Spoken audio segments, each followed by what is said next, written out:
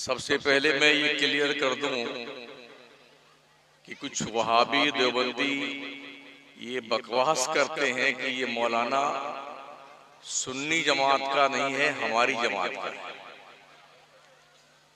उन बेहुदों को ये पता नहीं है कि मैं मसलकी आला हजरत का एक जिम्मेदार मुबल्लिग हूं।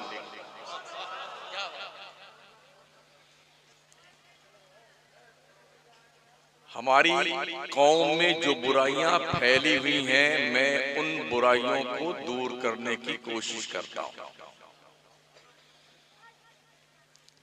इससे हमारे हिज़्बे मुखालिफ को खुश होने की कतई जरूरत नहीं है।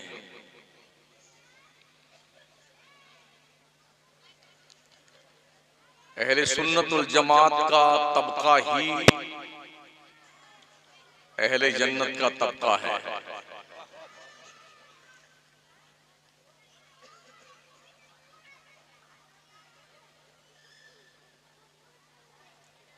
छोटी छोटी क्लिप बना करके मेरी और अपने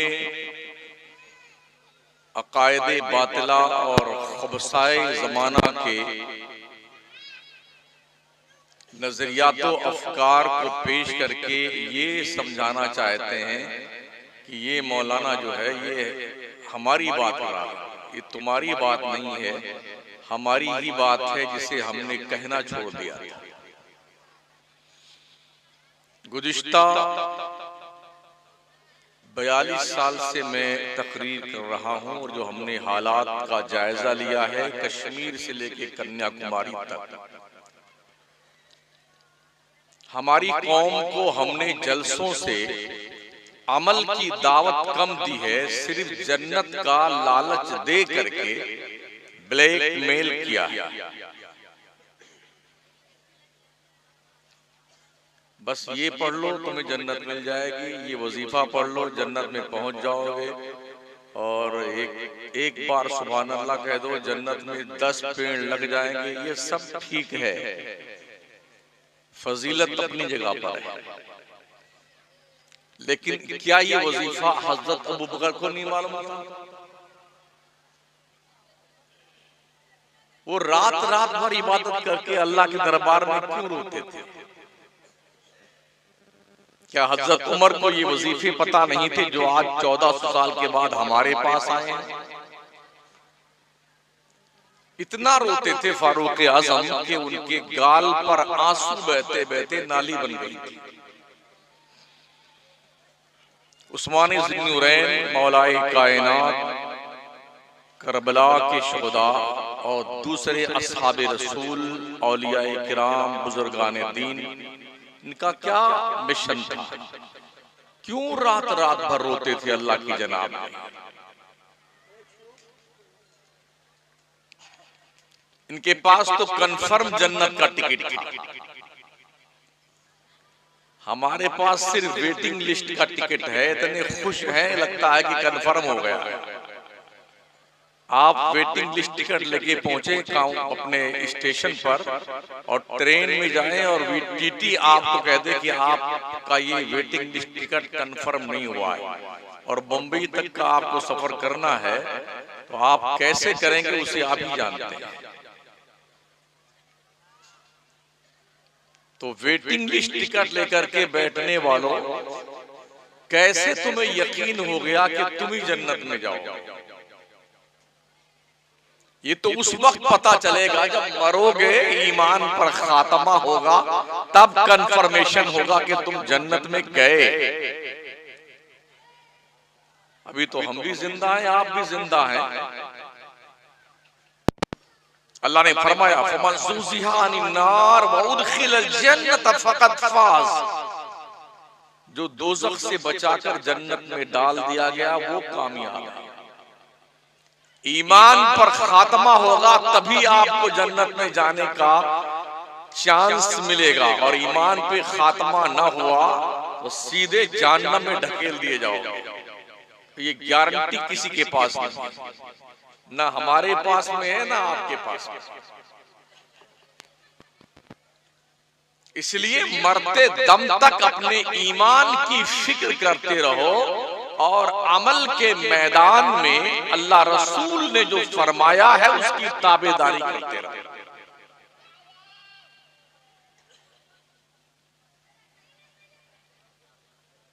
अल्लाह फरमाता है वल तकुम मिनकुम उम्मतुन यदऊना इलल खैर, तुम में एक गिरोह, एक जमात ऐसी होनी चाहिए जो लोगों को बुराइयों से रोके, अच्छाइयों का हुक्म दे, अल्लाह के रास्ते की तरफ बुलाए।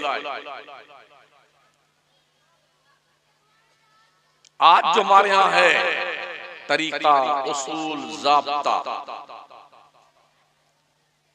मुल्क के तूलो अर्ज में सालाना हम सुन्नियों के लाखों जलसे होते हैं और इतनी तकरीरें होती हैं, लेकिन फिर भी आप किसी भी सुन्नी मस्जिद में जाएं तो नमाजी बराए नाम मिलते हैं। तो क्या नमाज वहाबियों पे फर्ज है? नमाज तो सुन्नियों तुम पे फर्ज है, तुम नमाज क्यों नहीं पढ़ते?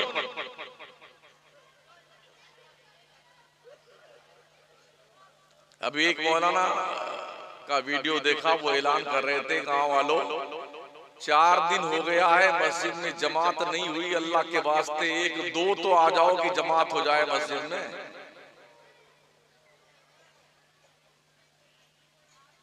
मेरे नबी पूरी रात क्यों रोते थे? यहां तक के अम्मा आयशा सिद्दीका फरमाती हैं मुस्तफा करीम सल्लल्लाहु तआला अलैहि वसल्लम जब सजदे में सर रखते तो रोते रोते मुसल्ला भीग जाता था,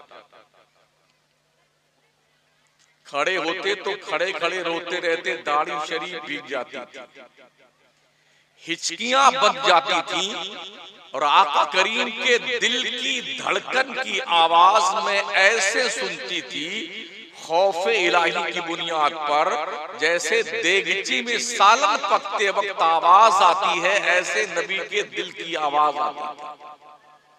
वो तो जन्नत के मालिक थे, क्यों रोते थे?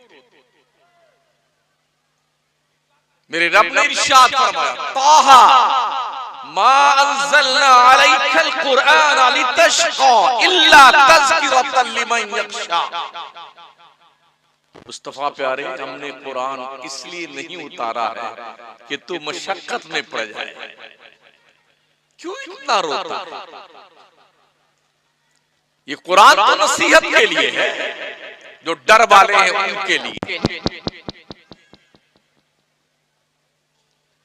मेरे नबी पूरी रात खड़े रह के अल्लाह की इबादत करते, हत्ता तवर्रमत कदमा, खड़े रहते रहते पूरे दोनों पैर सूज जाते थे। ये इबादत का तरीका। जन्नत का मालिक इतना इबादत करता है तो हमको तो पता ही नहीं हम कहां जाएंगे, हमारे जुम्मा का पता नहीं है। पता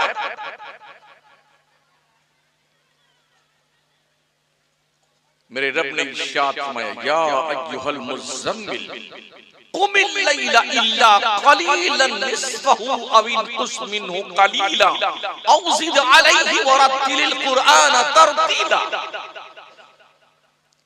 ओ चादरे नूर ओढ़ने वाले, रातों को इबादत कर मगर थोड़ी रात जाग, मगर पूरी रात बंदगी मत कर मेरी।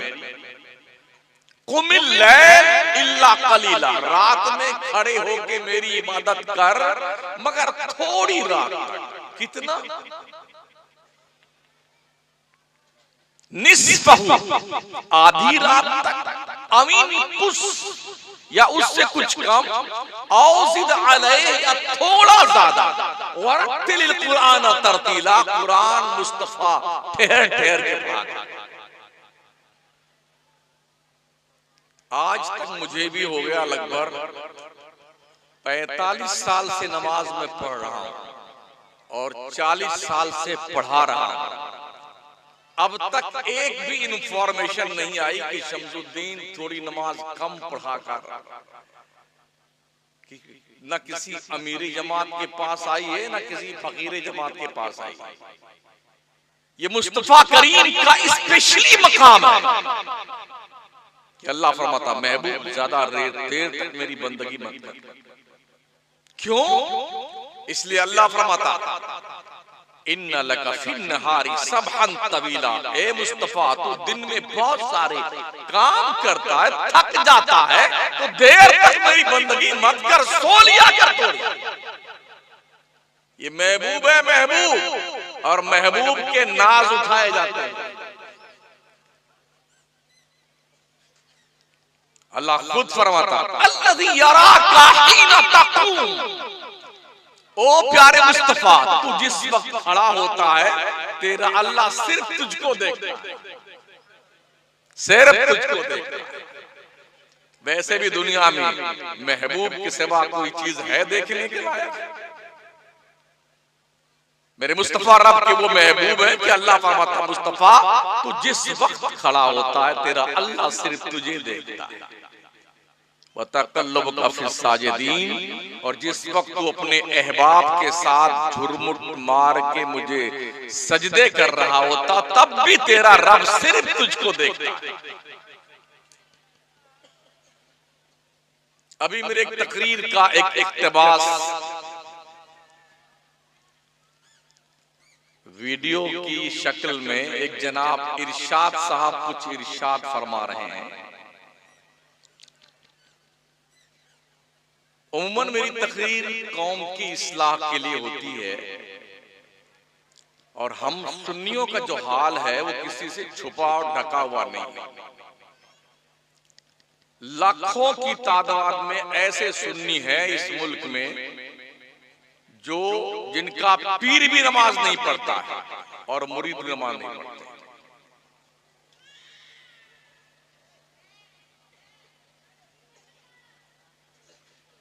उस तनाजुर में मेरी गुफ्तगू है कि तुम्हारा किसी का बाप भी बख्शवा नहीं सकता, तो जनाब ने इसको उठा करके आकाए करीम तक पहुंचा दिया। क्या हमें नहीं पता है हदीस शिफा? जिब्रील आए मुस्तफा की बारगाह में, उन्होंने अर्ज की अल्लाह के रसूल अल्लाह ने फरमाया है जाओ मेरे मुस्तफा से कह दो अगर तुम चाहो तो तुम्हारी आधी उम्मत को बख्श दूं, और अगर चाहो तो तुम शफात ले लो। तो जिब्रील ने जब ये अर्ज की ना तो आका ने फरमाया मुझे शफात चाहिए, आधी उम्मत बख्श दी गई तो आधी को क्या करेंगे हम? शफात ले ली है, ताकि जब तक मेरा एक भी उम्मती दोज़ख में रहेगा तब तक मैं अल्लाह से शफात करता रहूंगा। मेरा मौला मेरे सारे चाहने वालों को दोज़ख से निकाल के जन्नत में डाल देगा। ये शफात है मुस्तफा। अंबिया शफात करेंगे, शुहदा शफात करेंगे। हदीस शरीफ में आया है शहीदों के खून के एक एक कतरे के बदले में उम्मते मोहम्मदिया के 70,000 गुनहगार बख्शे जाएं। हाजी शफात करेगा, आलिम शफात करेंगे, नाबालिग बच्चे मर जाएं तो वो बच्चे भी शफात करेंगे। इसीलिए जनाजे की नमाज जब नाबालिग बच्चे की पढ़ी जाती है तो उस दुआ में शाफ़िअ व मुशफ़्फ़ा लिखा हुआ आता है, ये आदमी पढ़ता है। और बच्ची मर गई है, नाबालिगा है, तो शाफ़िअतुन व मुशफ़्फ़ा लिखा हुआ आता है, ये पढ़ा जाता है, वो भी शिफात करेंगे। शिफात का एक चैप्टर है, उससे किसी को इनकार नहीं। बोले अल्लाह जिसके दिल में जर्रा बराबर राई का ईमान होगा सबको जन्नत में भेजेगा। हमारा ईमान है इस पर, तो क्या अब नमाज पढ़नी बंद कर दी जाए? रोजा रखना बंद कर दिया जाए? जब अल्लाह बख्श ही देगा तो फिर क्या बात है? चलो साहब नमाज छोड़ दो, रोजा छोड़ दो, हज छोड़ दो, ज़कात छोड़ दो, अंड संड जो चाहो सो करो, ला इलाहा इल्लल्लाह मोहम्मद रसूलुल्लाह पढ़ लिया तो जन्नत में जाना। क्या इसका ये मतलब है? जी नहीं। शफात करने वाला पैगंबर भी इबादत करता। हम पर तो 5 वक्त की नमाज फर्ज है, मेरे नबी पे 6 वक्त की नमाज फर्ज थी। और मेरे करीम आका ने जिन्हें कंफर्म टिकट जन्नत का दिया था, वो लोग रात रात भर रोते थे। हज़रत अबू बकर, नबी फरमाते हैं जिसे जन्नती देखना है अबू बकर को देख। अशरे मुबशरा के 10 वो सहाबी जिनको मेरे मुस्तफा ने दुनिया में जन्नत की बशारत दी है, ये सब रोते थे। 1,24,000 नबी के सहाबा रहे हैं और अल्लाह का वादा है, वह कुल्लम वादल्लाहुल हुस्ना, अल्लाह ने हर सहाबी से जन्नत का वादा किया है। फिर सहाबा क्यों रोते थे अल्लाह के डर से?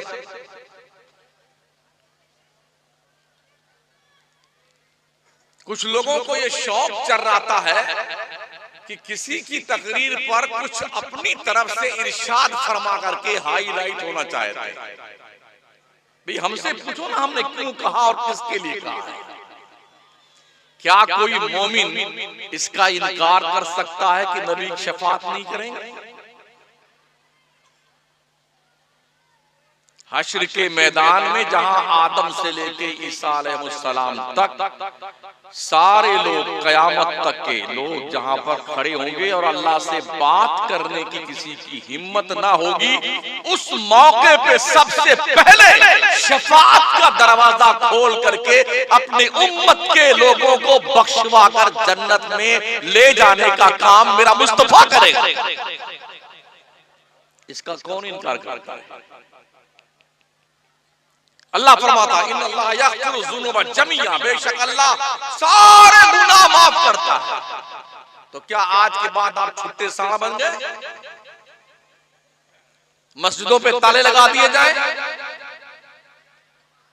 नेकियों की तरकीब और तकलीफ जो तबलीग बंद कर दी जाए? इसका ये मतलब नहीं।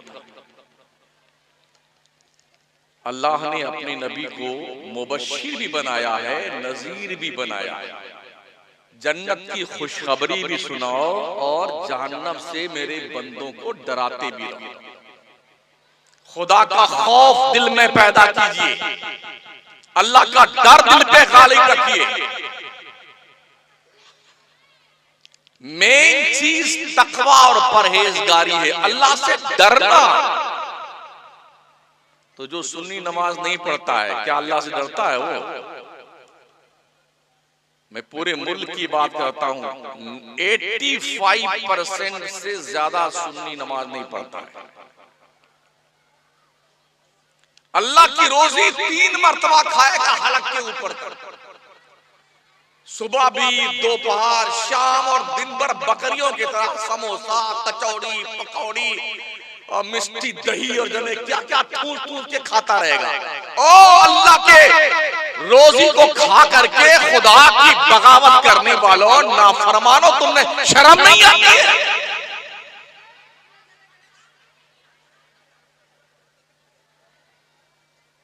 तुम्हें रब का डर नहीं लगता?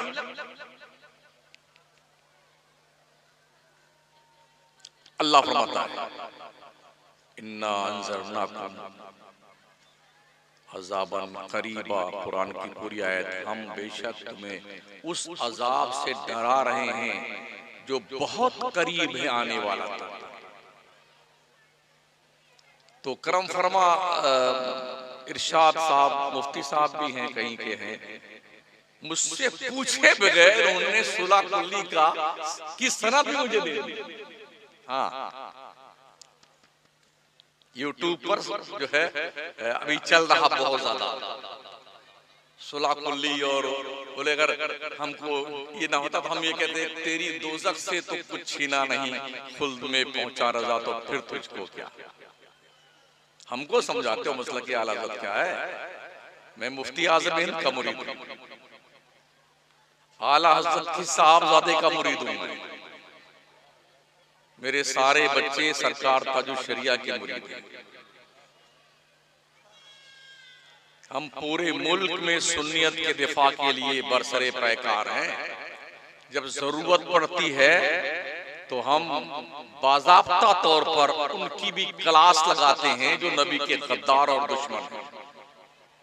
हम खामखा उनके नाम की माला नहीं जपते अपने जलसों में। ये पब्लिक सुन्नियों की है, स्टेज सुन्नी का है, सजावट सुन्नियों ने की, पैसा सुन्नी का, मैग सुन्नी का, सारे सुन्नी लोग बैठे। अब हम पूरी रात वहाबी वहाबी वहाबी वहाबी वहाबी। क्या हो गया यार हमको? हमने सिर्फ 40-45 साल से यही किया है। ये एनर्जी अगर हमने अपने सुन्नियत पे सर्व की होती, अपनी कौम को अल्लाह के दर पे झुकाया होता, तो आज सुन्नी की तादाद मस्जिदों में भरी होती। सुन्नी सब तो जन्नत ही बांट रहे हैं। अगर एक मौलवी शमसुद्दीन कादरी लोगों को जन्नत के दरवाजे तक ले जाने का तरीका बता रहा है, तो हमें तो हमारे हाल पे छोड़ दो यार। तुम तो बांट ही रहे हो जन्नत, ये तुम्हारे अब्बा की, ये तुम्हारे दादा की, ये जन्नत तुम्हारी बेगम की, तुम्हारे बहन की, सारी जन्नत तुम्हारी। जन्नत कोई फुटपाथ की दुकान समझा है तुमने? बड़ी आसानी से ले लोगे। गरीब नवाज सरकार ने 70 साल तक सोने के लिए ये पीठ जमीन से नहीं लगाई है, रात रात भर इबादत करते।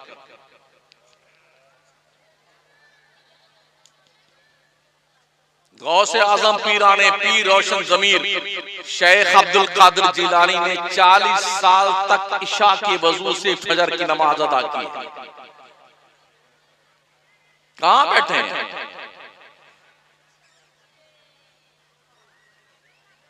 हर नबी ने, हर रसूल ने, हर वली ने बंदों को अल्लाह के दर पे झुकाया है, अपने दर पर।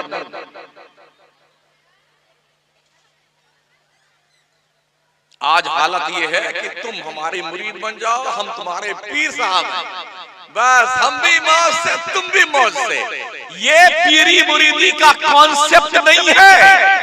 पीर वो है जो कौम के दिल को साफ करे और सर को खुदा की दहलीज पे झुका दे, उसे पीर कहते हैं। अब तो औरतें भी पीर बन गई हैं। हाँ, इतनी बड़ी बड़ी दाढ़ी वाले औरतों से मुरीद हो रहे हैं।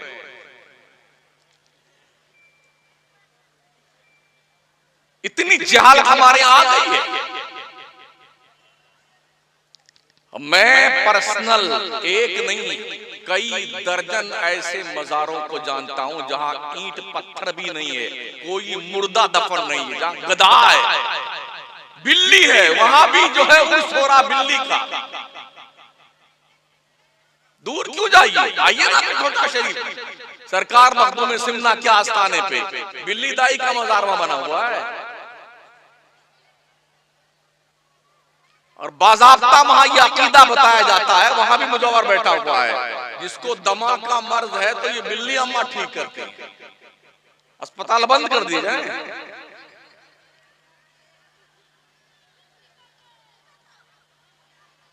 अरे कुछ तो यार हया रखो। बिलाशुबा वलियों को रब ने तसर्रुफात अता फरमाए। मैं यही जब कहता हूं क्या मुझे बता दो आप गौसे पाक ने अपने पीर का ऐसा उर्स किया था जैसा आज हो रहा है? गरीब नवाज ने क्या अपने पीर का ऐसा उर्स किया था जैसे आज हो रहा है? ये बड़की दे गए, छुटकी दे गए, ये लंगर, ये भंडारा खाओ। अब जो जुलूस निकल रहा है वो कलंदर का जुलूस निकल रहा है, वो हिजड़ों का निकल रहा है, अब उनकी चादर आ रही है, अब नचनिए आ रहे हैं, यही सब रह गया मज़ारों पे। और हैरत इस बात पर है, लोग सपोर्ट करते हैं इस खबीस ज़हनियत का। हम यही बोलते तो लोग कहते हैं वहाबियों की बोली बोल रहा है। मुझे बता दो सुन्नियों की ये बोली कहां से है?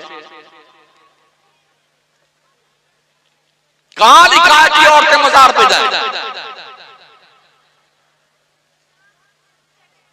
मेरे मुस्तफा के मजार मुकद्दस के अलावा किसी भी मजार पर औरतों को जाने की इजाजत नहीं है।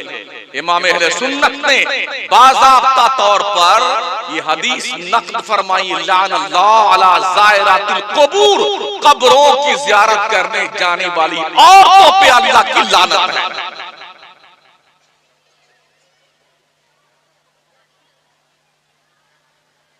हम नहीं बताएंगे तो कौन बताएगा?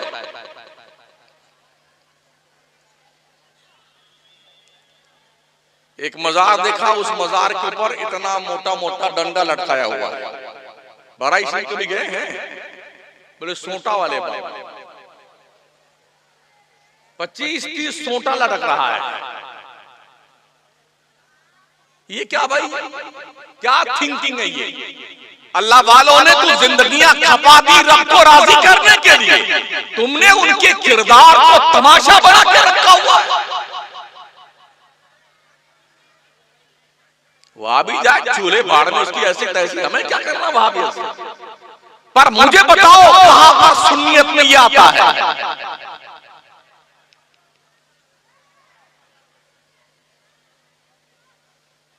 तालीम हमारे पास नहीं, दौलत हमारे पास नहीं, शऊर हमारे पास नहीं, छोटे बड़े की इज्जत हमारे पास नहीं, शादी ब्याह में खुराफात का भंडार हमारे यहां लगा हुआ है, और हम ठेकेदार भी हैं ईमान और सुन्नियत के।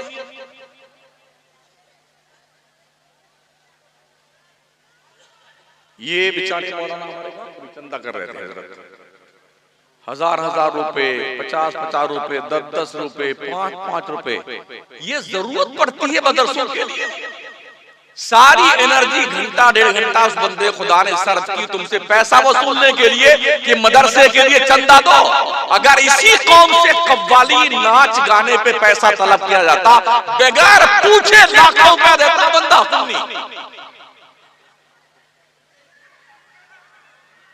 बगैर पूछे। और यहाँ जो 100 रुपया लेके भी आए हैं ना, तो मौलाना के हाथ ही में देना चाहते थे ताकि उनका नाम लिया जाए कि हमने भी दिया 100 रुपया, और उनके नाम पे नारे लगते, ये हमने भी अंदाजा लगाया।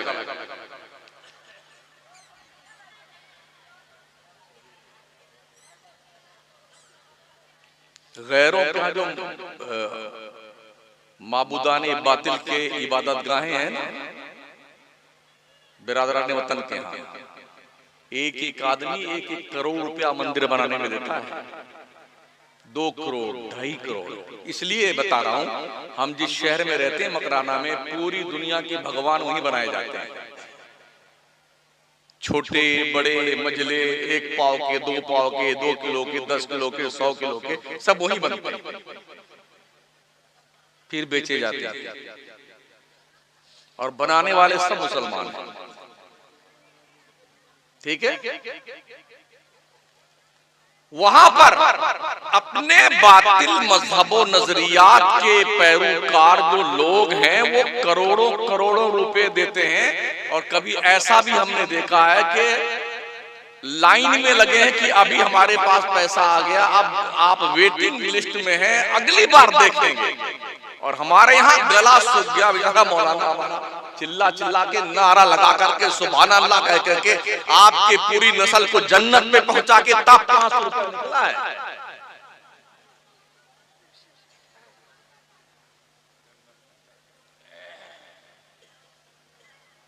एक भी ढंग का कोई स्कूल है सुन्नियों के पास में?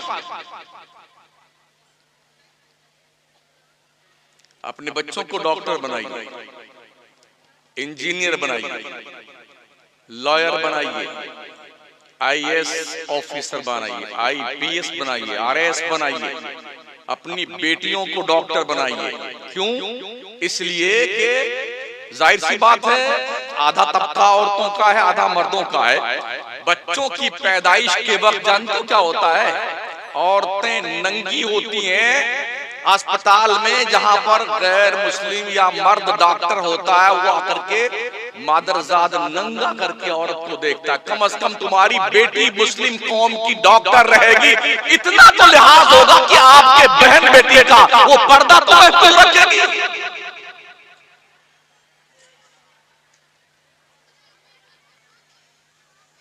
गुज़िश्ता जमानों, पुराने जमाने में 40-50 साल पहले की बात कर रहे हैं, ये था लॉजिक हमारे यहाँ, बच्चियों को पढ़ाना मत, बच्चियों को पढ़ाना लिखाना हराम है।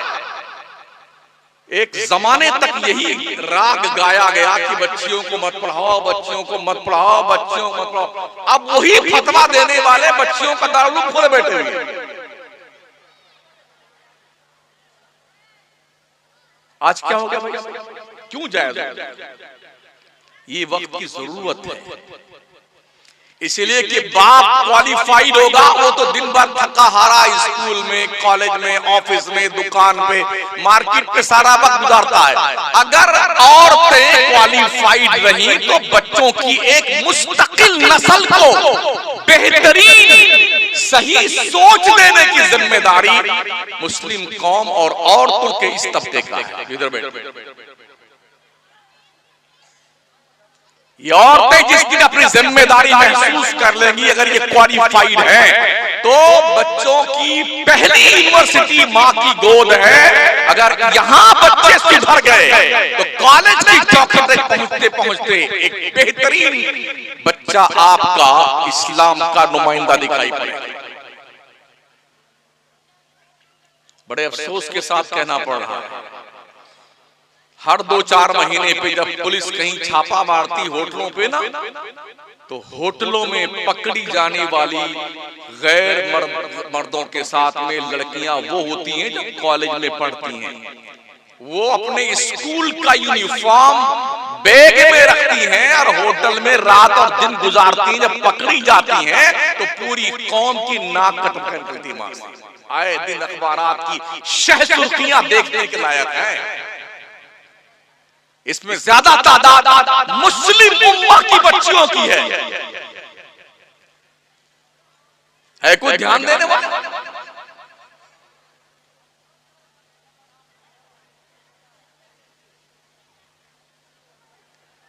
हमने मुल्की पैमाने पर सिर्फ एक दानिशगाह जो मारहरा शरीफ की, वहां के पीराने तरीकत को और उनकी तकरीरों को, उनके एक्टिविटीज को देखा। उनका एक ही कहना है, आधी रोटी खाओ, बच्चों को पढ़ाओ। तालीम पर ज्यादा फोकस डालिए, इसलिए कि किसी भी कौम के रोशन मुस्तकबिल की जमानत पढ़ी लिखी जनरेशन होती है, क्वालिफाइड जनरेशन होती है। जाहिलों से जहालत तो परवान चढ़ सकती है, कौम और मिल्लत के दरमियान उजाला नहीं फैल सकता है। ये रोशनी पढ़े लिखे लोगों से आएगी। इसलिए बच्चों को पढ़ाइए और बच्चियों को पढ़ाइए। प्यारे आका सल्लल्लाहु तआला अलैहि वसल्लम के प्यार दीवाने, जब अहादीस की कुतुब का मुताला किया तो पता ये चला, जब अजिल्ले सहाबाए किबार किसी मसले में उलझ जाते थे और तस्फिया नहीं होता था, तो उस मसले का क्लियरेशन करने के लिए अम्मा आयशा सिद्दीका की चौखट पे सहाबा हाजिरी देते थे कि हम सहाबा इसमें उलझे हुए हैं, आप फैसला दीजिए। तो सबसे फाइनल फतवा अगर कोई देती थी तो सैयदा आयशा सिद्दीका देती थी, क्योंकि उन्होंने हुजूर की माइयत में, आपकी रिफाकत में, आपके घर में सैयदा आयशा ने होश की आंखें खोल करके जिंदगी के कई साल गुजारे थे। रात भी देखी थी, दिन भी देखा था उन्होंने, और हर मामले में हुजूर के फरमादात की बेशुमार अहादीस सैयदा आयशा सिद्दीका के दिल में महफूज थी।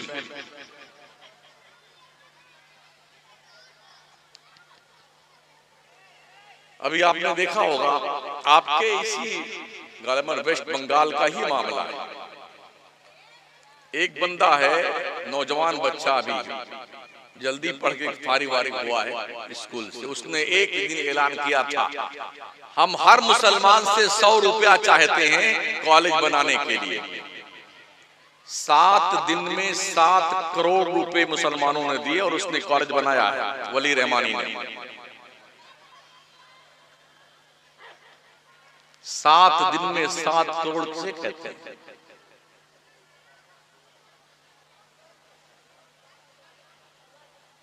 और यहां क्या कुल 20 यानी एक 1.5 घंटे का पसीना बहाने के बाद, गला फाड़ने के बाद, जन्नत का लालच दे दे करके कि पूरे खानदान जाएंगे, इसको बेगम को भी साथ में लेके जाओ और उधर से उनको फिर जाओ अपनी बेगम के पास, फिर 5 रुपया लेके आओ। ये सब जिम्मेदारी गारंटी देने के बाद 20,000 रुपये नहीं आई है। ये जागरूकता हमारी है।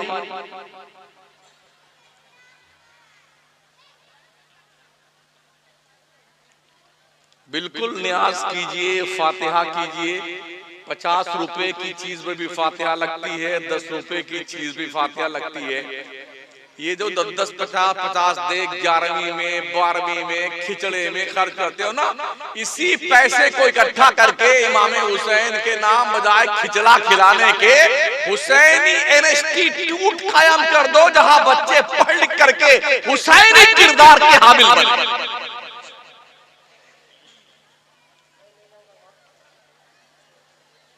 जीलानी इंस्टीट्यूट, मोइनुद्दीन चिश्ती यूनिवर्सिटी,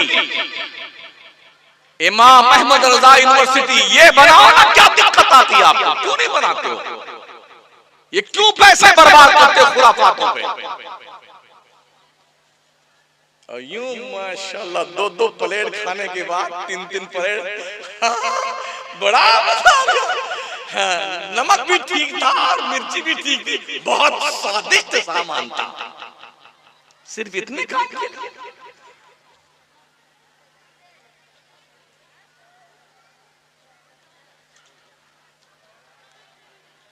हमारी तकरीरें करंट इश्यूज पे होती हैं। थम्स अप पिलाना हमें शुगर के मरीजों को नहीं आता है। अगर कोई शुगर का पेशेंट आए ना तो हम उसे थम्स अप नहीं पिलाएंगे, हमारा काम है उसका इलाज बताना। कोई हार्ट का पेशेंट आए तो उसे चर्बी की बूटी खिलाई जाए? जी नहीं। हर मर्ज की दवा, बस सारे आएंगे सब जन्नत बांट के जाएंगे। भाई साहब ये एंटीबायोटिक दवा ज्यादा मत खिलाओ वरना गुर्दा खराब हो जाता है।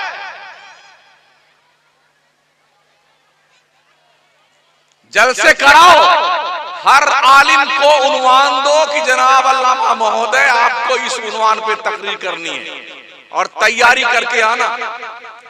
1 घंटा, 1.25 घंटा। अगर वो उस उन्वान पे तकरीर ना करे तो बीच तकरीर में रोक दो, भाई साहब तकरीर बंद कीजिए, आज हम तकरीर, एक किराया लीजिए, अपने घर तशरीफ ले जाए। जिस दिन से हमारी कौम के अंदर ये बेदारी पैदा हो गई तो हमारी कौम के लोगों को बहुत अच्छे अच्छे मसाइल सीखने को मिलेंगे। अलग अलग उन्वान पे, अलग अलग टॉपिक पे, अलग अलग अंदाज में आपको दीन की बातें बताई जाएंगी और लोग जिम्मेदाराना गुफ्तगू करेंगे। और जो लोग मेहनत नहीं करेंगे वो इस स्टेज से भाग करके कोई धंधा पानी सब्जी बेचेंगे जाकर। इसलिए कमेटियों को एक्टिव होने की जरूरत है। हम जहां भी जाते हैं ना तो जैसे मेरे नाम का पोस्टर छपता है तो सबसे पहले कमेटियों के पास फोन आना शुरू, अरे किसको बुला रहे हो? वो तो सुलह है। किसको बुला रहे हैं? वो तो सुन्नियों के खिलाफ तकरीर करता है। अगर सुन्नी खुराफात करता है तो क्या इसको जन्नत की बिशारत सुनाएंगे हम?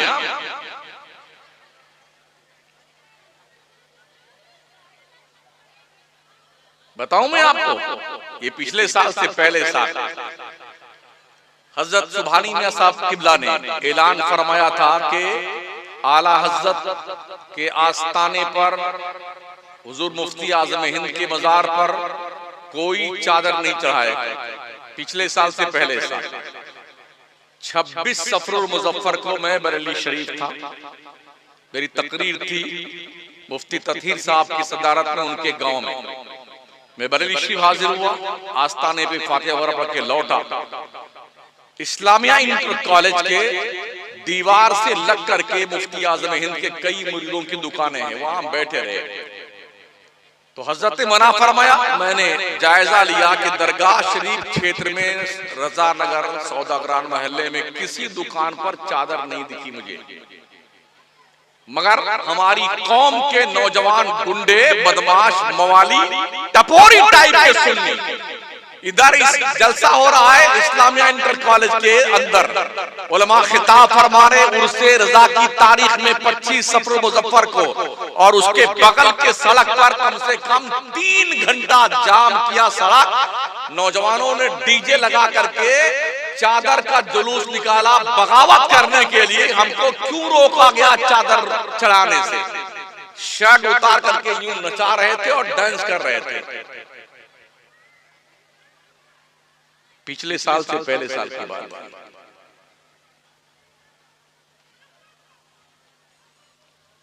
किसी ने एक बार भी तकरीर के खिलाफ नहीं की। जुर्म हम करें तो भी जुर्म ही है, कोई अल्लामा खतीब साहब करें तो भी जुर्म है, कोई पीर करे तो भी जुर्म है। ऐसा नहीं कि सिर्फ गरीब करे तो जुर्म है और अमीर करे तो जुर्म नहीं है। हालांकि अभी जो मुल्क का हाल यही है, गरीब कोई मच्छर मार दे तो कातिल कहलाता है और सियासतदान चाहे 7 खून कर दे तो उसे माफ कर दिया जाता है। यही है ना।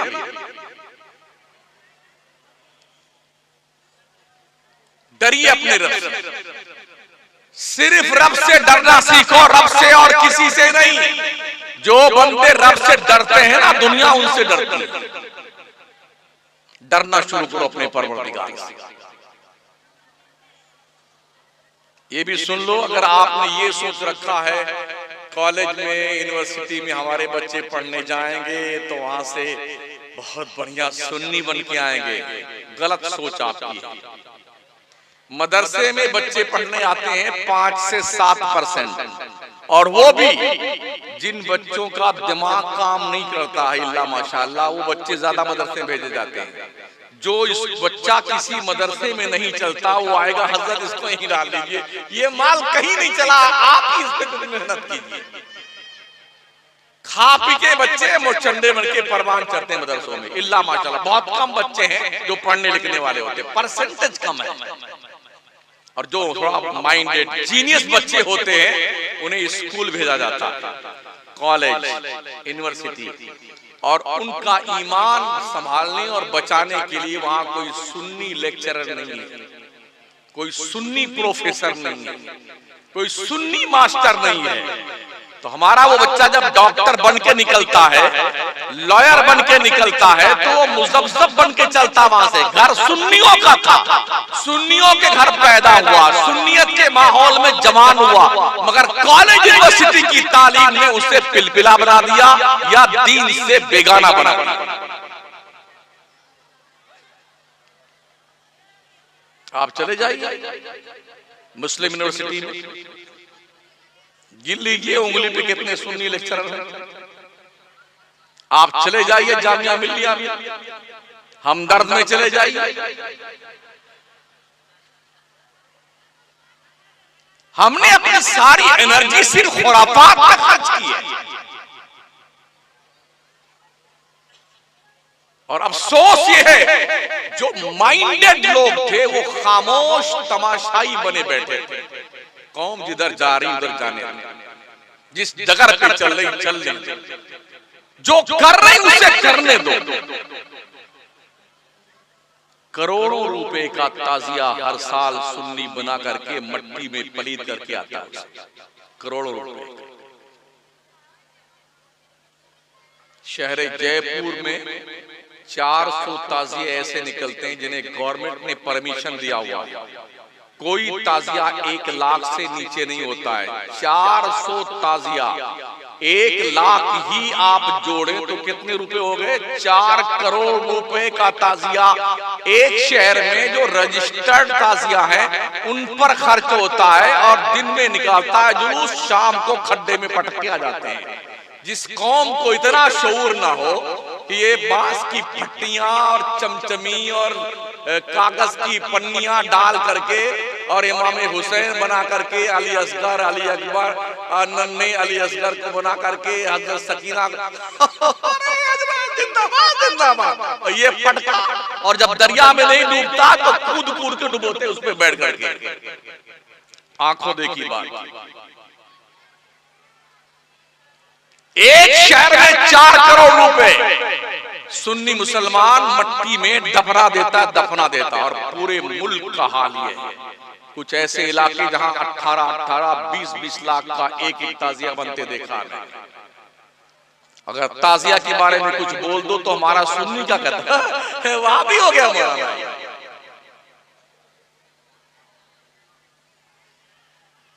मुझे अफसोस है यार, इमाम हुसैन शहीद होते होते करबला में अल्लाह की इबादत करते हुए, सजदा करते हुए शहीद हुए। और सुन्नियों, तुम्हें इमाम हुसैन का सजदा क्यों याद नहीं आता? तुम्हें ताजिया याद आता है? 3 दिन से भूखे और प्यासे हैं मगर सजदा किसी का कज़ा नहीं हुआ है। तुम्हें ये क्यों नहीं याद आता? शादी का मौका आ जाए ना किसी घर में, इल्ला माशाअल्लाह, तो नमाजें आप बहुत बिजी हो गए, नमाज छूट रही तो छूटने दो, ये काम हो जाना चाहिए। कोई मरा गया ना तो वहां भी नमाजें गायब। अच्छे अच्छे नमाजियों को देखा। और अल्लाह रहम फरमाए हमारी कौम पर। आजकल की शादियों के हालात तो ऐसे हैं कि लगता ही नहीं कि मुसलमान की शादी। हमारी बच्चियां, हमारी बहनें, हमारी माएं दुपट्टा गायब सर से, बाल खुला रखने का एक नया फैशन देखा मैंने 2-4 साल से। एकदम सारे बाल खुले रहते हैं, दुपट्टा गायब, पतले पतले कपड़े पहने जाते हैं और पूरे महफिल में, शादी के स्टेज से लेके नीचे तक ये भुतनियां चुड़ैलें चारों तरफ हमलावर रहती हैं। क्या इनके बाप मर गए हैं? क्या इनके भाइयों का इंतकाल हो गया है? क्या इनके शौहरों के जनाजे उठ गए हैं? ओ मुस्लिम उम्मा की औरतों, क्या तुम्हें पता नहीं सैयदा फातिमा ज़हरा औरतों के जन्नत में जाने की कमांडर इन चीफ है? जिनका चेहरा न देखा महो मेहर ने, उस रिदाए निजाहत पे लाखों सलाम। सारी दुनिया की मुस्लिम औरतें सैयदा फातिमा ज़हरा की क़ियादत में जन्नत में जाएंगी। अगर सैयदा फातिमा ज़हरा ने पूछ लिया तुमने पर्दे का एहतराम नहीं किया था, तुम्हारे पास इसका क्या जवाब होगा?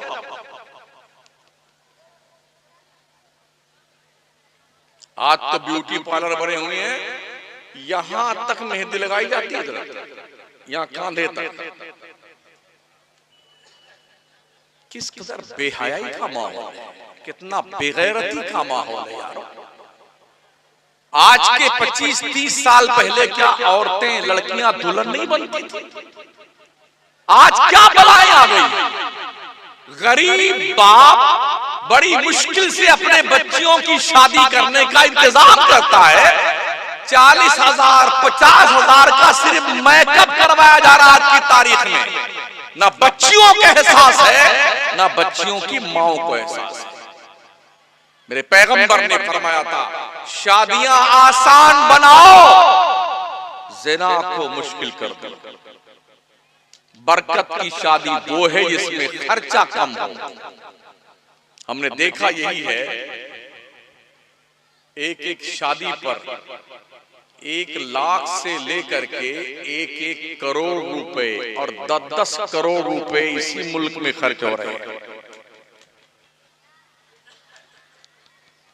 दूल्हे राजा इतने बड़े फटीचर और मंगते होते हैं, वो दूल्हा बनते हैं तो सारा पैसा दुल्हन के घर वालों से दूल्हा बनने का वसूल लेते हैं। मोटरसाइकिल चाहिए, 4 पहिया वाली गाड़ी चाहिए। अबे मंगते भिखमंगे कहीं के, तू दूल्हा बनाई क्यों? भीख मांगना है तो मोइनुद्दीन चिश्ती सरकार की बारगाह में आ जा, कटोरा लेके बैठ जा। बहुत सारे मंगते वहां पलते हैं। मखदूम सिमना के आस्थाने में चला जा, वहां भी बहुत सारे भिखारी पलते हैं। दुल्हन के बाप से ये मुतालबा, अपाची गाड़ी चाहिए, फटफटिया बुलेट चाहिए। घर में मुर्गी बांधने की जगह नहीं है, अब फटफटिया चाहिए। अब कमाल ये है, एकदम ब्लैक चेहरा है, गिलाफे काबा की तरह। वो भी अपनी अम्मा से, अम्मा ऐसी दुल्हन लाना जैसे ट्यूबलाइट चल रही है, जैसे ट्यूबलाइट, ऐसी खूबसूरत। हमने कई जगह कहा, जनाब जरा अपना रुखे ज़ेबा को आईना में देख लीजिए, आप कितने खूबसूरत। एक बल्ब फ्यूज है, उनको भी ट्यूबलाइट चाहिए। सबको गोरी औरतें चाहिए तो सांवली बेचारी कहां जाएंगी?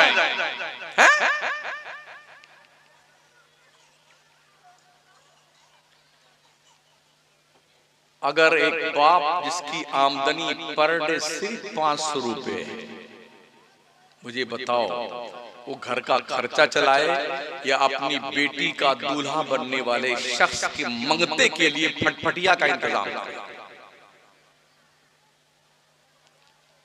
हमारे इन स्टेजों से इसका मुतालबा बहुत कम होता है। ये हमारी कौम का सबसे बड़ा नासूर मिल्लत का कैंसर है, जिसके अंदर जूझ रही है पूरी सुन्नियत।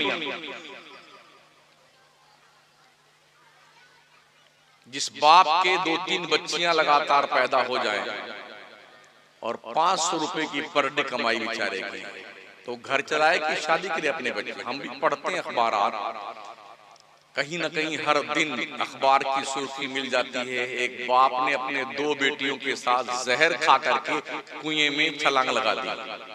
एक माँ अपने बच्चियों के समेत पेट्रोल डाल करके आग लगा के मर गई। किसकी बुनियाद पर? कौम के उन राक्षस, डाकू, लुटेरे लोगों के लिए जिनकी तोंदें बगैर ससुराल वालों के पैसों के नहीं भरती हैं। इस डर से कि बच्ची के लिए अगर हम रिश्ते का इंतजाम करेंगे तो पैसे हमारे पास नहीं है, और कोई शख्स ऐसा नहीं मिलता है जो बगैर जहेज की शादी करे। मुझे आप बता सकते हैं कि कितने साल से जलसा हो रहा है? आपका जलसा कितने साल से हो रहा है? 15-20 साल से। इस 15-20 साल के अंदर कभी जहेज के खिलाफ कोई तकरीर सुनी आपने? अल्हम्दुलिल्लाह 2 ही लोग 3 हैं हिंदुस्तान भर में। हम भी पूरे मुल्क में घूमते हैं, कोई मतलब नहीं। हमको जो याद है वो सुना के चले जाएंगे। 10-15 सामने बैठे जिंदाबाद जिंदाबाद जिंदाबाद, हम समझते हैं हम बहुत कामयाब खतीब हो गए। जी नहीं, कोई मतलब नहीं ऐसी तकरीरों का जिन तकरीरों से अगर जलसों में इस्लाह का तसव्वुर नहीं पैदा होता। ऐसे जलसे बाज औरत की तरह है, बेदारी पैदा करता। और उलमा और कमेटियां चाहे तो क्या नहीं हो सकता यार। अल्लाह का शुक्र है हम उलमाए किराम ने मकरानी शहर में और कौम की जिम्मेदार कमेटियों ने मिलकर के वो कदम लगाया। 27 साल से हमने ये पाबंदी लगा रखी शहर मकराना में, कोई लड़की वाले के यहाँ खाना नहीं खिलाया जाएगा शादी में। जी, शादियां होंगी लड़कियों की, खाना नहीं मिलेगा बराबर। चाय पीजिए, शरबत पीजिए, निकाह पढ़ाइए, चुपचाप अपने घर जाइए, वलीमा कर लेना दूसरे दिन। लड़कियों के यहाँ खाना नहीं। सामूहिक विवाह हो रहा है राजस्थान भर में, हिंदुओं में भी मुसलमानों में भी। बहुत कम पैसे ली जा रहे हैं, कहीं कहीं तो 1-1 रुपया लेकर के 100-100 बच्चियों की शादियां करवाई जाती हैं एक पंडाल के लिए। कोई खर्चा नहीं चाहिए, घर बसाना चाहिए। औरतों के अंदर अल्लाह ने बरकत रखी है। अगर आप शादियां आसान बनाएं तो जो औरत आपके घर में आएगी अल्लाह की तरफ से बरकत लेके आएगी। ये अहद कीजिए कि मुझे अपने लाडले शहजादे की शादी में कोई जहेज का सामान लेना ही नहीं है। ये अहद कीजिए।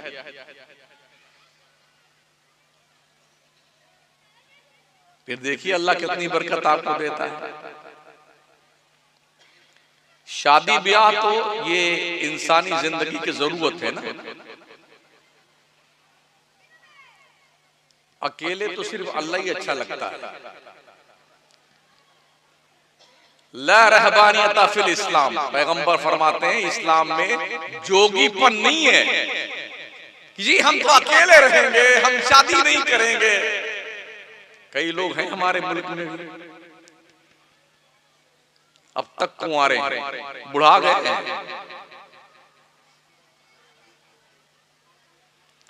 और कुछ लोग शादी करके भी कुंवारे हो गए हैं इसी मुल्क में। तो शादी इंसानी जरूरत का नाम है। जोड़े अल्लाह ने जन्नत में बनाए हैं, शादियां तो होती हैं। इसलिए शादियों को करने के लिए पैगंबर इस्लाम ने फरमाया है 4 बुनियाद पे शादी होती है। या तो आदमी शादी करता है हुस्न की बुनियाद पर, खूबसूरती की बुनियाद, या शादी करता है हसब नसब की बुनियाद पर, खानदान बड़ा है, या शादी करता है रुपया और नोट मिलने की बुनियाद पर, या शादी करता है दीनदारी की बुनियाद पर। अब सुनिए पैगंबर क्या फरमाते हैं। जो इसलिए शादी करते हैं कि बहुत खूबसूरत औरत मिलेगी, फरमाया पे पैगंबर ने ये हुस्न ज्यादा दिन तक नहीं रहता है, ढल जाता है। जो शादी करते हैं हसब नसब की बुनियाद पे, खानदान बड़ा है, अगर कोई वक्त आया तो लाठी चलाने वाले हमारी तरफ से कई लोग आ जाएंगे। मेरे पैगंबर फरमाते हैं अल्लाह तुम्हें जलील कर देगा। अगर कोई शादी करता है कि यहाँ से पैसा बहुत मिलेगा तो अल्लाह तुम्हें मंगता और भिखारी बना देगा। जो शादी करता है कि दीनदार लड़की है इसलिए शादी करो, तो आका फरमाते हैं अल्लाह ऐसी शादी में बरकत पैदा करता है। फैसला आपने करना है कि आपको कौन सी शादी पसंद है। ये 4 क्वालिटी है शादी, सेलेक्ट कीजिए। जिन्होंने अब तक शादियां नहीं की हैं लड़कों ने, और जल्दी है कोई शादी का उनका नंबर आने वाला है, तो उनसे मेरी गुजारिश है अगर तुम्हारे अब्बा अम्मा नहीं मानते हैं कि जहेज तो हम लेंगे ही, तो जैसे कल शादी है तो आज ही रात में टिकट कटा के चुपके से बंबई भाग जाना। और जब कल शादी के मौके तुम्हें ढूंढे अम्मा अम्मा की गुड्डू कहाँ गया, तो पता चले हो तो बंबई भाग गया। अब ले जाओ बारात, किसके ले जाओ।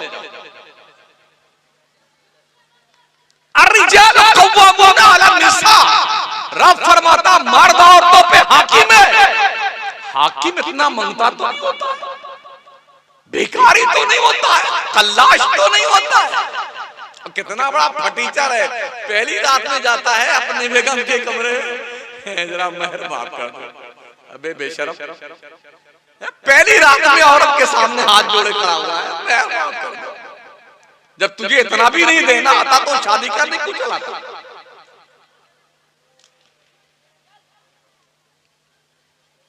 ये अलग मिजाज है। हमारे राजस्थान में नकद मेहर चलता है। इधर कबिल तो किया ना, पैसा निकाल मेहर का। वकील साहब मेहर का पैसा ले जाके दुल्हन को देके आते हैं, ये तेरा मेहर का पैसा है, इसलिए कि पता है ना रात भर में मामला बदल जाएगा और माफ करवा लेगा। इसलिए औरतों को चाहिए ये ज्यादा पढ़े लिखे ताकि इन्हें पता चले इनका हक क्या है जौहर पर।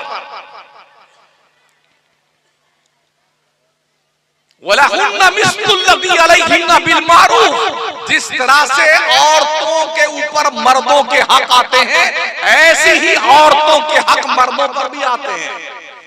क्योंकि औरत अपना हक जानती नहीं है तो मर्द लोग औरतों का ब्लैकमेल करते रहते हैं। यानी एक कॉन्सेप्ट है औरत घर की गुलाम है।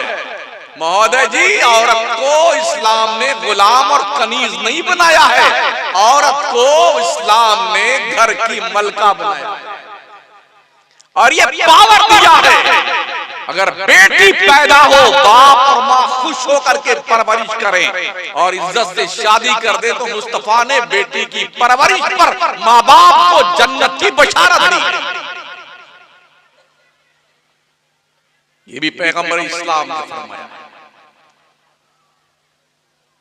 ओ बच्चों, चाहे अल्लामा हो, चाहे मुफ्ती साहब हो, चाहे पीर साहब हो, नबी फरमाते अल जन्नतु तहत अक़दामिल उम्महात, तुम्हारी जन्नत तुम्हारे माओ के कदमों के नीचे रख दी गई है।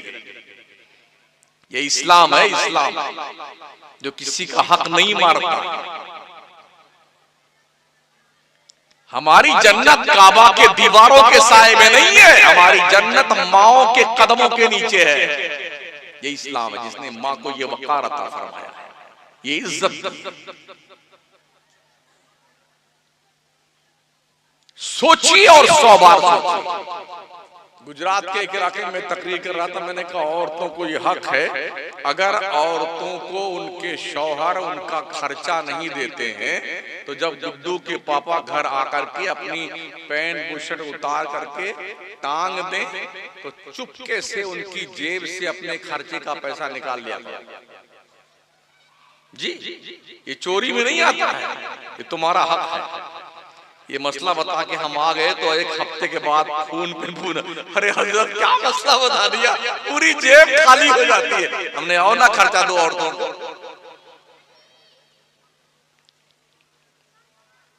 कहा लिखा हुआ, हमने कहा जब कादी साहब निकाह पढ़ाते हैं तो क्या कहते हैं, फलाना बिनते फला को आपके निकाह में दिया जिसका मेहर नकद या उधार नानो नफका के साथ में इतना है। ये नान और नफका क्या है, रोटी और खर्चे का पैसा है महोदय जी, ये दिया कीजिए बीवियों को, वरना ऐसे पैसे तुम्हारे साफ होते रहेंगे। तो औरतों को चाहिए वो तालीम हासिल करें ताकि इनका हक गसब न किया जाए शौहरों की तरफ।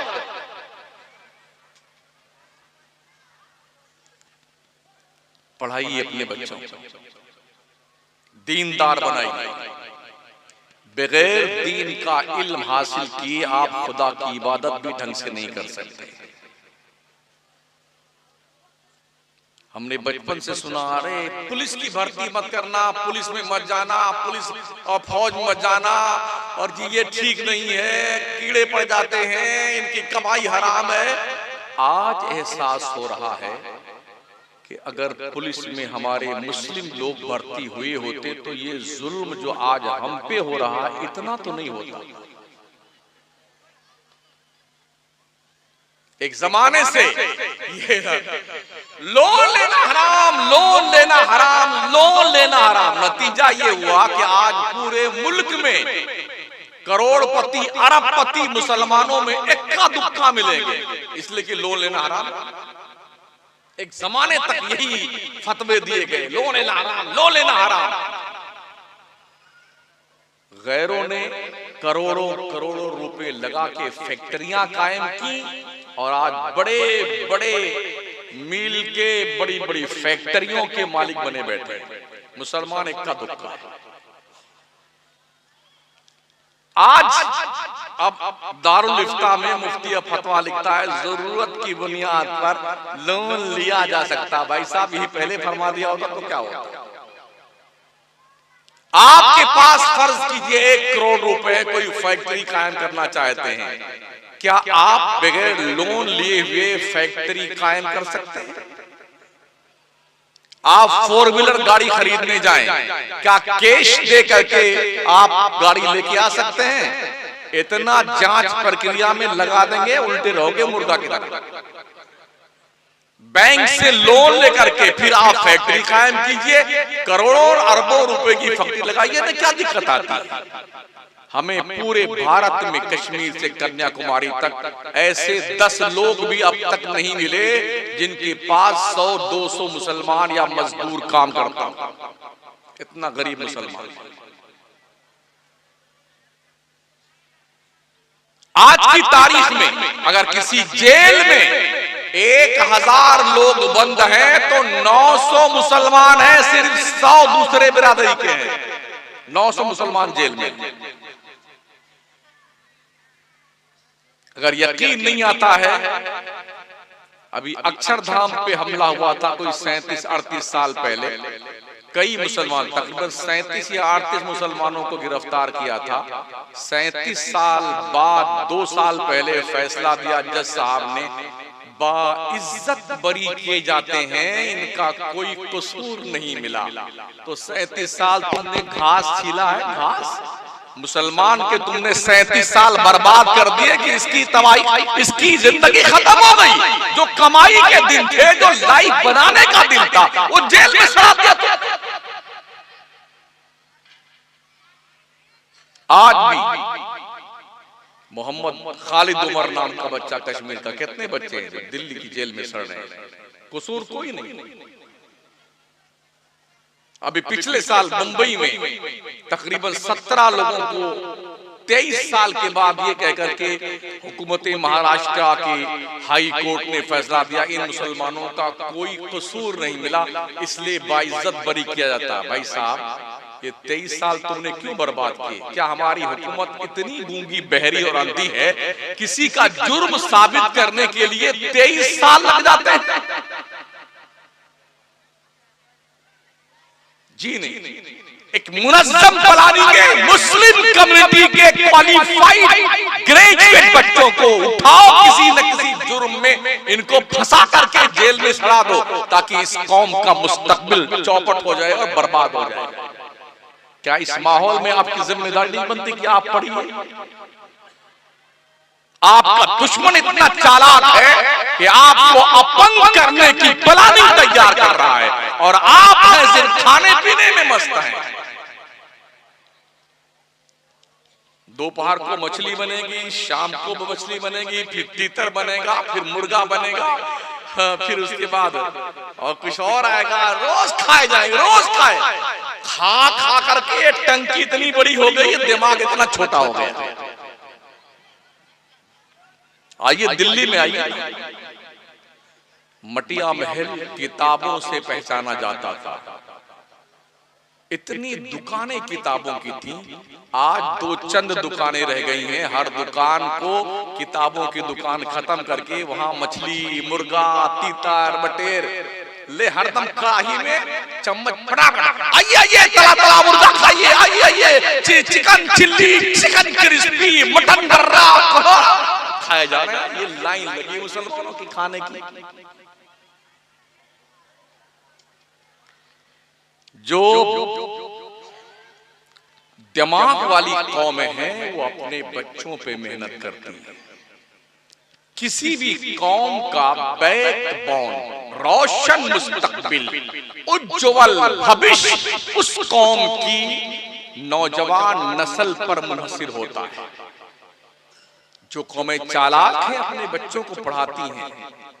जितने नेता हैं ना हमारे भारत के, इनके लड़के अंडे बच्चे Canada, Germany, Belgium, America, Europe में, बर्तानिया में, लंदन में पढ़ रहे हैं। कोई झंडा लेके जिंदाबाद जिंदाबाद जिंदाबाद ऐसा कोई नहीं कर रहा है, सबके बच्चे पढ़ रहे हैं। फुकटिया गिरधारी लोग लिए पूरी गली में जुलूस निकाले फिर रहे हैं, जिंदाबाद जिंदाबाद जिंदाबाद जिंदाबाद। ये तबाहियां हैं हमारी। खुदा का खौफ पैदा करें दिल में साथी। एक दिन मर करके अल्लाह के दरबार में जाना है, अल्लाह को मुंह दिखाना है। जब से होश संभाला है तब से लेके मरते दम का हिसाब पल पल का देना है। वत्तकू यौमन तुरजऊना फीही इलल्लाह। रब फरमाता बंदे डर उस दिन से जिस दिन तेरी पेशी अल्लाह के दरबार में होने वाली है। अल्लाह एक एक नेकी का हिसाब लेगा। सुम्मा लतुसअलुन्ना यौमैज़िन अनिन नईम। अल्लाह तुमसे अपनी हर नेमत के बारे में सवाल करेगा, बंदे तूने मेरी नेमत का कैसे इस्तेमाल किया। आज हम दौड़ रहे हैं, बोल रहे हैं, चिल्ला रहे हैं, कुछ पकड़ रहे हैं ना, जानते हो कल हश्र के मैदान में जब बंदा पुलसरात के इस पार खड़ा होगा तो अल्लाह फरमाएगा, बंदे तू बता दे तूने क्या क्या दुनिया में किया है, गुनाह कितने किए हैं, हम तुझे पुलसरात के उस पार पहुंचा देते हैं। तो इतना चालाक है ये मुसलमान, क्या कहेगा, या अल्लाह अगर तू उस पार पहुंचा दे ना हमको सब बता देंगे। यानी उसको ये लगा हुआ अगर इधर बता दिया तो ऐसा ना फिर जहन्नम में ढकेल दिया जाए, तो वहां भी चापलूसी चापतराई देखिए, उधर पहुंचा दे सब बता देंगे। जब अल्लाह उसको उस तरफ पहुंचा देगा पुलसरात के उस पार जो 50,000 साल का रास्ता है एक पल में, जब उस तरफ पहुंच जाएगा तब अल्लाह कहेगा, बंदे बता तूने वादा किया था, तूने गुनाह क्या क्या किया है। तो जानते क्या कहेगा, अरे हमने तो कोई गुनाह नहीं किया या अल्लाह, हमने कोई गुनाह नहीं किया है। अल्लाह फरमाएगा, अगर मैं तुझे तेरे सामने गवाही पेश कर दूं तो जल्दी से कोई है जब यकीन हो जाएगा कोई नहीं तो क्या कहेगा, हाँ हाँ तो गवाही पेश कर दे। अब अल्लाह फरमाता अल-यौमा नख्तिमु अला अफ़वाहिहिम व तुकल्लिमुना अयदीहिम व तशहदु अर्जुलुहुम बिमा कानू यक्सिबून। आज के दिन हम तुम्हारे मुंह पे मुहर लगा देंगे, ये मुंह बंद कर देगा अल्लाह, और हमारे खिलाफ ही हमारा हाथ गवाही देगा। ये अल्लाह से बोलेगा, या अल्लाह तूने मुझे बनाया था अच्छा काम करने के लिए, इस बंदे ने मेरे हाथ के जरिए से फला फला गुनाह किया। ये पैर बोलेगा, या अल्लाह तूने बनाया था इस पैर से चल करके मस्जिद में आने के लिए, नेकियों के मकामात तक जाने के लिए, लेकिन अल्लाह ये इस पैर से मस्जिद तक नहीं गया, सिनेमा हाउस गया था, जुआ के अड्डे पे, शराब के अड्डे पे, जुल्म करने, गुनाहों के डगर पे गया था। जब वो बंदा दे रही यार मेरा हाथ मेरे खिलाफ, मेरा पैर मेरे खिलाफ, तो बिल्कुल सटपटा जाएगा। अब तो चोरी पकड़ी गई रंगे हाथ, तो बड़े हसरत से अल्लाह के रहमत की तरफ देखेगा कि अब तुम मारे गए कायदे से। अल्लाह की रहमत जोश में आएगी, रब फरमाएगा जा बंदे तेरी ये मजबूरी देख के हम तुझ पर रहम करते हैं, जा जन्नत में चला।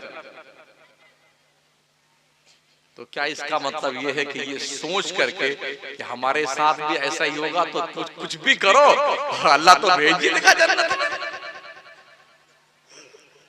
कितने भी गुनाह कर लो अल्लाह तो बख्श देगा। कलमा तो पढ़ ही रहे हैं ना मुसलमान, ला इलाहा इल्लल्लाह मुहम्मदुर रसूलुल्लाह पढ़ ही लिया हमने, अब पूरी जिंदगी सिर्फ गुनाह करो, अल्लाह बख्श देगा, जन्नत भेज देगा। क्या इसका ये मतलब है? जी नहीं। कलमे की फजीलत अपनी जगह, मन क़ाला ला इलाहा इल्लल्लाह फदखलल जन्नह, अल्लाह के नबी फरमाते जिसने ला इलाहा इल्लल्लाह कह दिया वो जन्नत में दाखिल हो गया। तो जितने भी फिरके हैं ना हिंदुस्तान में, दुनिया भर में 73 फिरके उम्मते मोहम्मदिया में बताए गए हैं ना, 72 जहन्नम में जाएंगे, एक ही जन्नत में जाएगा, और ये सब कलमा पढ़ने वाले हैं।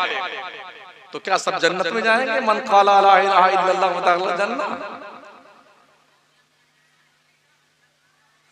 जनाबे इरशाद महोदय जिन्होंने मेरी तकरीर पे टिप्पणी फरमाई है, उनसे मैं अर्ज करूंगा ये वीडियो उन तक पहुंचे, आप फरमाएं क्या ये इसका मतलब है मन क़ाला ला इलाहा इल्लल्लाह फदखलल जन्नह? तो सभी पढ़ रहे कलमा? जी नहीं। इदा सबत शय सबत बिलवाज़िमिही, जब कोई शय साबित होती है तो अपने लवाज़िमात के साथ साबित होती है। आपने कलमा पढ़ लिया, अब आप बने मुसलमान। अब मुसलमान की जिम्मेदारी क्या है? 5 वक्त की चुपचाप नमाज पढ़ते रहो।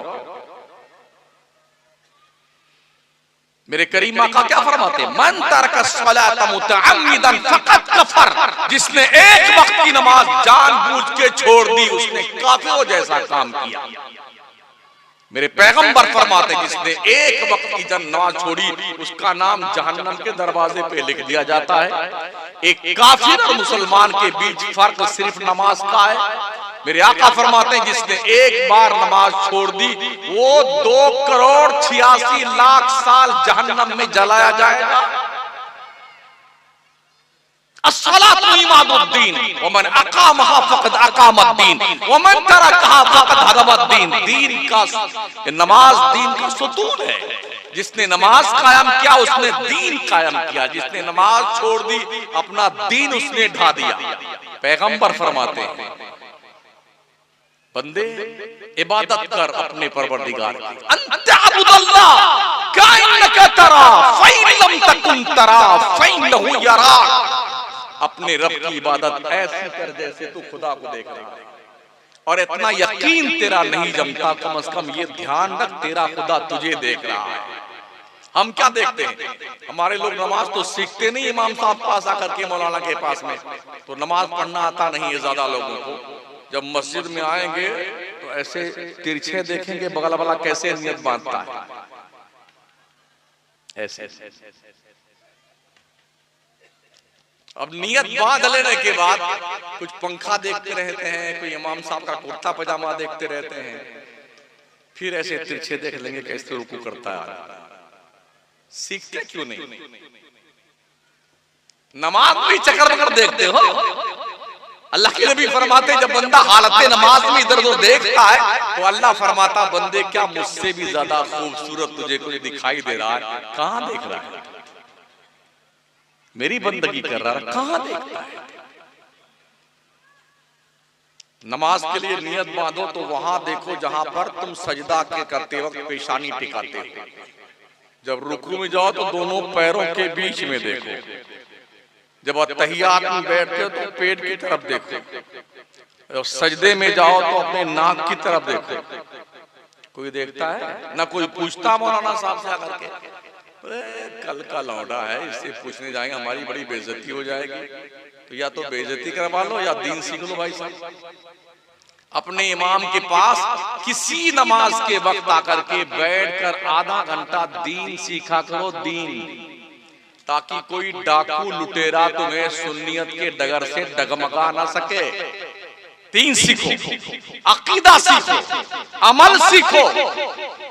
नमाज कैसे पढ़ी जाती है, नमाज में फराइज कितने हैं, शरात कितनी, नमाज के वाजिबात कितने हैं, अल्लाह कैसे राजी होता है, ये तरीका सीखो इमाम से। वो भी फ्री में नहीं, नजराना देकर के, क्योंकि तनख्वाही बहुत ज्यादा देती है हमारी कौम इमाम को। 5-7 हजार 8 हजार देते देते मौत आने लगती है। मुझे नहीं पता यहाँ इमामों की तनख्वाह क्या है, लेकिन हालात पूरे मुल्क के जैसे। 10,000 बहुत हो गए। मतलब ये कि इमाम के ना बीवी है ना बच्चे हैं, कोई नहीं। भाई सबके भी बच्चे हैं, ढंग की तनख्वाह दिया करो ताकि इमाम ईमानदारी से नमाज पढ़ाए, जिम्मेदारी के साथ। ठीक है ना? हमने देखा है कुछ लोगों को नमाज पढ़ाते पढ़ाते मार्केट पहुंच जाते हैं। कभी 3 रकात वाली नमाज में 2 रकात पे सलाम फेर लेते हैं, कभी 2 वाली को 4 पे सलाम फेरते हैं। जब हमने कुछ लोगों से पूछा, बोले हज़रत क्या बताएं, जब नियत बांध लेते हैं, तनख्वाह बहुत कम है, तो फिर कभी सोच या अल्लाह टमाटर 40 रुपए किलो है, या अल्लाह पेट्रोल 100 रुपए, या अल्लाह लहसुन भी 100 रुपए किलो हो गया, या अल्लाह फीस देने का नंबर आ गया है, गैस का सिलेंडर खत्म हो गया, अभी जाएंगे तो गुड्डू के अम्मा फिर कहेंगे पैसा लेके नहीं आए। तो उसी में हजरत भूल जाते हैं रकात कितनी हुई।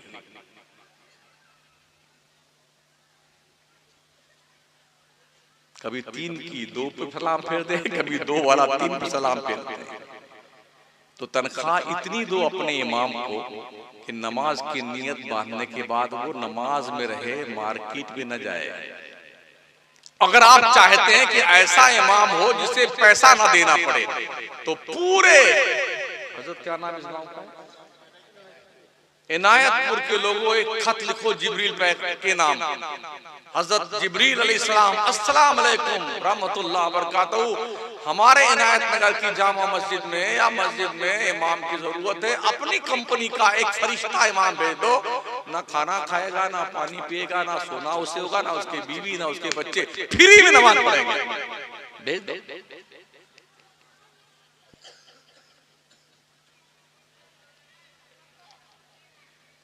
माओ बहनों, अपनी बच्चियों से क्लोज होकर के इनके पास रहा करो। बापो, अपने बच्चों से क्लोज होकर के इनके पास रहा करो।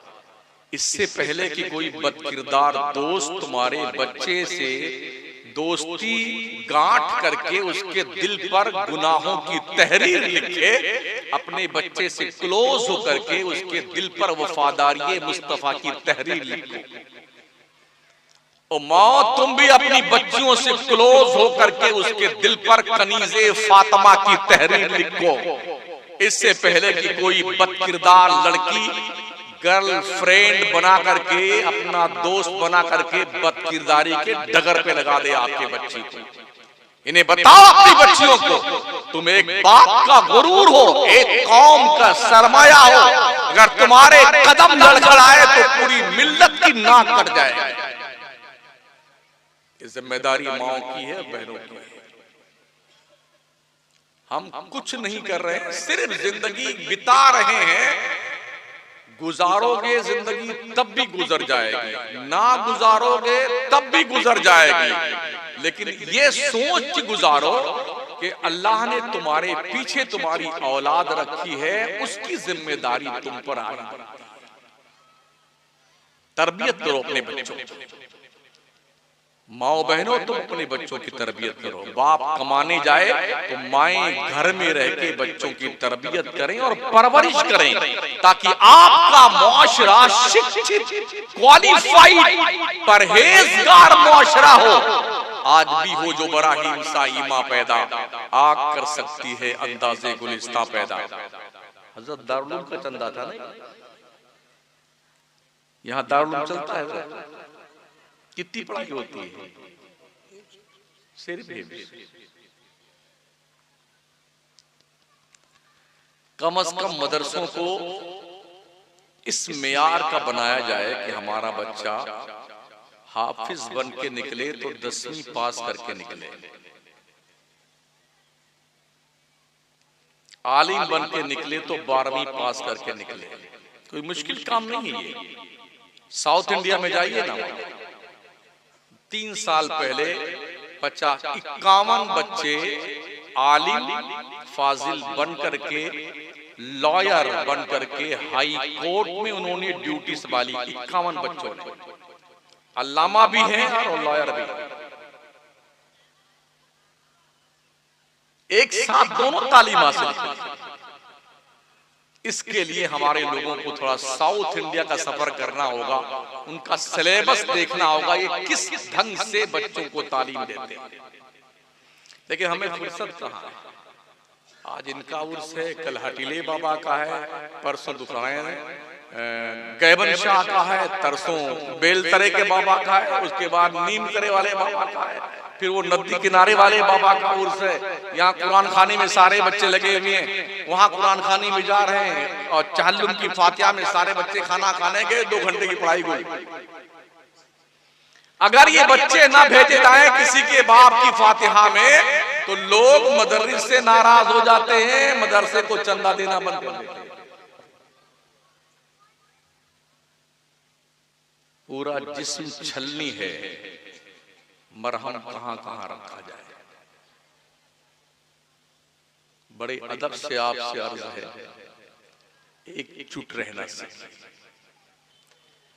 बात बात पर अपने ही भाइयों को सुलह कुल्ली और वहाबी और फला कहना बंद कर दीजिए।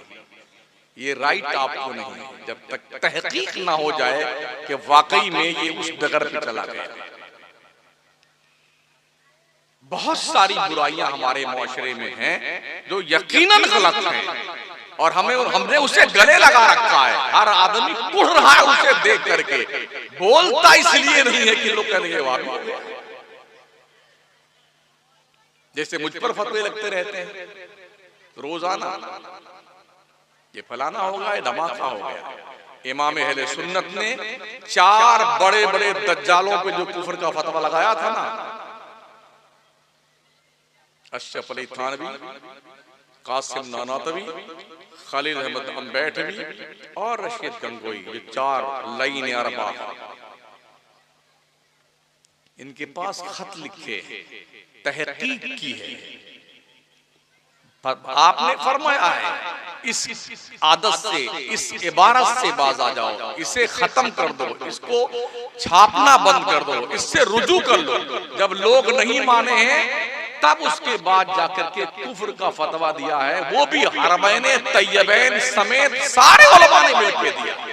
और आज हर जुम्मन नथू खैराती चुबराती सुलह कुल्ली हो गया, वो वहाबी हो गया, वो देवबंदी हो गया। ये अधिकार किसने दिया? खुदा के लिए ये समझो, समझने की कोशिश करो। ये फरमाया गया है हदीस शरीफ में, अगर आपने किसी को वहाबी कहा, सुलह कुल्ली कहा, काफिर कहा, और वो वाकई में वो नहीं है, तो कहने वाला वहाबी, देवबंदी या काफिर हो जाएगा। समझ रहे? एक डंडे से सबको मत हाको। मदरसे को और ज्यादा सक्षम बनाओ। ये 20,000 रुपए से मदरसा नहीं चलता है। कोई केक भी तशरीफ लाया है मदरसे में शायद, हाँ? अच्छा अच्छा, ये अंडे भी तशरीफ लाए। सुभान अल्लाह, क्या बात। कितने बच्चे हैं?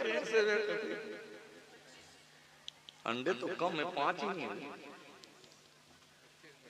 25 बच्चे हैं। अगर एक अंडे के भी 5-5 टुकड़े के जाएं तो भी शायद हिस्सा ना बने। 25 बच्चों, कितनी गुर्बत में हमारे मदरसे चलते हैं। लोगों के स्कूल भरे हुए हैं। हमारी कौम के लोग 5,000-8,000 रुपए महीने की फीस दे करके twinkle twinkle little star how I wonder what you are. बोले मेरा गुड्डू तो अंग्रेजी बोलना सीखे। मदरसे में बेटा 100 रुपया नहीं देता है और ट्विंकल ट्विंकल लिटिल स्टार सिखाने के लिए 6,000 रुपए। इतना बड़ा बस्ता है, पीठ पे लाद दिया, अगर दोनों को तौला जाए तो उसकी किताबें उससे ज्यादा वजनी, चल नहीं पाता लेकर के। जिस वैन में बैठ के स्कूल जाता है ना 4 साल का गुड्डू, सुबह जल्दी उठाता है, ऐसे सोते सोते गिर जाता है वैन में। क्या खाक पड़ेगा स्कूल जाकर?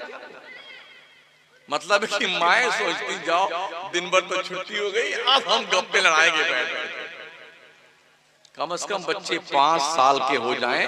इस 5 साल की उम्र तक अपने बच्चों को माएँ कलम पकड़ना सिखाएं। हम लोग भी पढ़े थे, जो हमारे उम्र के लोग होंगे। एक तख्ती होती थी लकड़ी की, उसी पे नकल, उसी पे इमला, उसी पे हिसाब, काली पोत पोत के यूं घटाई कर करके पूरा कपड़ा कमबख्त काला काला हो जाता था। वो मेहनत की पढ़ाई होती थी। आज इतनी कापियां हैं, इतनी बड़ी बड़ी, इतनी छोटी छोटी, इतनी छोटी छोटी, बस्तों में नहीं आती। और इतना पूरा भरा हुआ कलम का पूरा बक्सा है, जिसको बेचारे को नाक साफ करना नहीं आता, इतना सब लेके क्या करेगा स्कूल में? लाद दिया है। यूनिफॉर्म बेच करके बेटे अलग से पैसा कमाते हैं, जूता मोजा बेच के अलग से पैसा कमाते हैं स्कूल वाले, किताबें बेच के अलग से कमाते हैं, फीस लेके अलग कमाते हैं, जो बस्ता होता उसका पैसा अलग कमाते हैं, डोनेशन अलग लेते हैं, और फिर अलग अलग मौके पे आज ये है, आज ये है, आज बच्चों को खेल खिलाया जाएगा, ये पैसा अलग। कितनी खुशी से लोग पैसा देते हैं। लेकिन ये जो रसूलुल्लाह के मेहमान है ना, जब इनको देने की बारी आती है तो 1.5-2 घंटे की मशक्कत के बाद 20,000 रुपया और कुछ अंडे निकले।